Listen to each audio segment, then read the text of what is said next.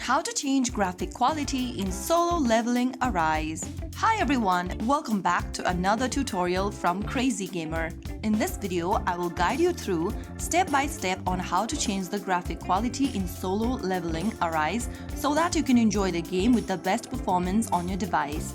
First things first, launch open Solo Leveling Arise on your mobile device or your tablets and wait for the game to load completely.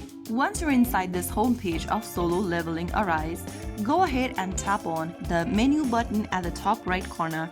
From the expanded menu that appears on the screen, click on the gear button on the bottom right. Now, you'll end up in the graphics option. Under graphics, look for graphic quality button, and then you will see options such as low, normal, high, very high, and user settings. For smooth performance on low-end device, make sure to choose low graphics.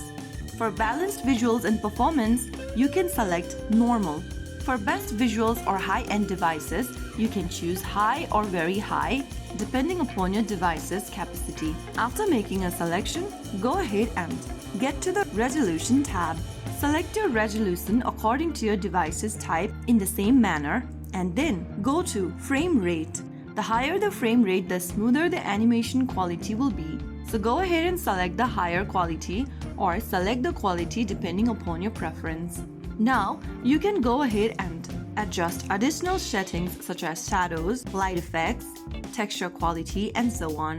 Make your necessary changes in those fields, and then once you are done with it, you can head back to the main home page and start playing the game. If your game lags or drains battery quickly, lowering the graphic quality will significantly improve performance. For powerful devices, higher graphics will give you more immersive Solo Leveling Arise experience. So that is how you easily change your graphic setting in Solo Leveling Arise. If you found the tutorial to be helpful, don't forget to like, share, and subscribe to our channel. I will be back again in the next episode. Thank you for watching.